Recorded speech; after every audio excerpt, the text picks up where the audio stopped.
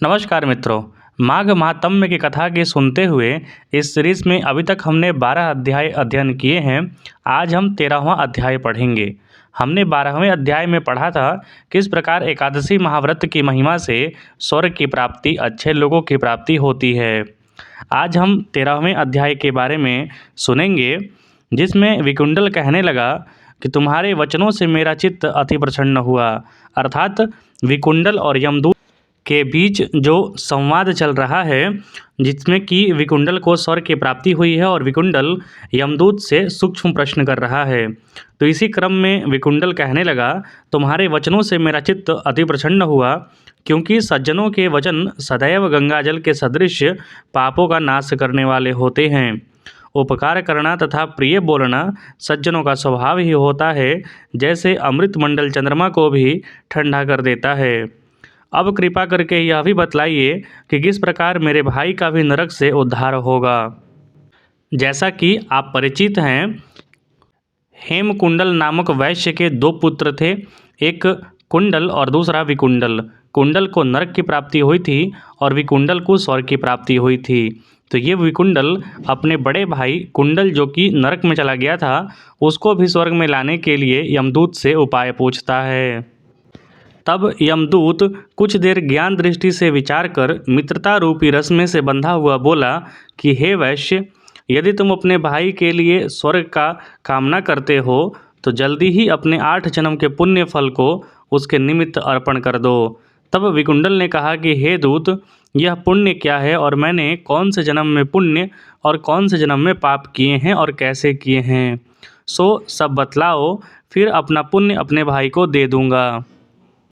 यमदूत बताने लगा, हे वैश्य सुनो, मैं तुम्हारे पुण्य की सब कथा कहता हूँ।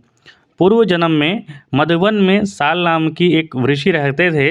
वह बड़ा तपेश्वरी, ब्रह्मा के समान तेज वाला, नवग्रह की तरह उसकी स्त्री रेवती के 9 पुत्र थे, जिसमें कि 5 ने गृहस्थ आश्रम और 5 ने संन्यास आश्रम धारण किया। जिन्होंने गृहस्थ आश्रम धारण किया उनके नाम इस प्रकार हैं: ध्रुव, शशि, बुध, तार और ज्योतिमान। और जिन 4 ने संन्यास ग्रहण किया उनके नाम हैं निर्मोह, जितमाय, ध्यानिष्ठ और गुणताग। यह चारों संन्यास आश्रम ग्रहण करके वन में रहने लगे। यह शिखा सूत्र से रहित पत्थर और सोने को समान समझते थे, और कोई भी अच्छा या बुरा उनको अन्न देता वही खा लेते, और कैसा ही कपड़ा दे वही पहन लेते। सदैव ब्रह्मा के ही ध्यान में लगे रहते। इन चारों ने व्रत, शीत, निद्रा और आहार सबको जीत लिया। बस चर अचर को विष्णु रूप समझते हुए मौन धारण करके संसार में विचरते थे। ये चारों महात्मा तुम्हारे घर आए, तब तुमने मध्याह्न के समय भूखे प्यासे इनको आंगन में देखा, तो तुमने गदगद कंठ से आंखों में आंसू भर के इनको नमस्कार करके इनका बड़ा सत्कार किया। इनके चरणों को धोकर बड़े प्रेम से तुमने इनसे कहा कि आज मेरे अहोभाग्य हैं, आज मेरा जन्म सफल हो गया, मुझ पर भगवान प्रसन्न हुए, मैं सनाथ हुआ, मेरे माता पिता, पत्नी, पुत्र, गौ आदि सभी धन्य हैं जो आज मैंने हरि के सदृश आपके दर्शन किए। सो हे वैश्य, इस प्रकार तुमने श्रद्धा से उनका पूजन किया और चरण धोकर जल को मस्तक से लगाया। फिर विधि पूर्वक उनका पूजन करके तुमने इन सन्यासियों को भोजन कराया। इन सन्यासियों ने भोजन करके रात को तुम्हारे घर में विश्राम किया और ब्रह्मा के ध्यान में लीन हो गए। इन सन्यासियों के सत्कार से जो पुण्य तुमको मिला, सो मैं भी कहने में असमर्थ हूँ, क्योंकि सब भूतों में प्राणी श्रेष्ठ है। प्राणियों में बुद्धि वाले, बुद्धि वालों में मनुष्य, मनुष्यों में ब्राह्मण, विद्वानों में पुण्यता और पुण्यताओं में ब्रह्मज्ञानी सर्वश्रेष्ठ हैं। ऐसे ही संगति से बड़े बड़े पाप नष्ट हो जाते हैं। यह पुण्य तुमने अपने पहले 8वें जन्म में किया था, सो यदि तुम अपने भाई को नरक से मुक्त कराना चाहते हो तो यह पुण्य दे दो। सो दूत के ऐसे वाक्य सुनकर उसने प्रसन्न चित्त से अपना पुण्य अपने भाई कुंडल को दे दिया और वह नरक से मुक्त हो गया, और दोनों भाई देवताओं से पूजित किए गए। तब दूत अपने स्थान को चला गया। इस प्रकार वैश्य के पुत्र विकुंडल ने अपना पुण्य देकर अपने भाई को नरक की यातना से छुड़वाया।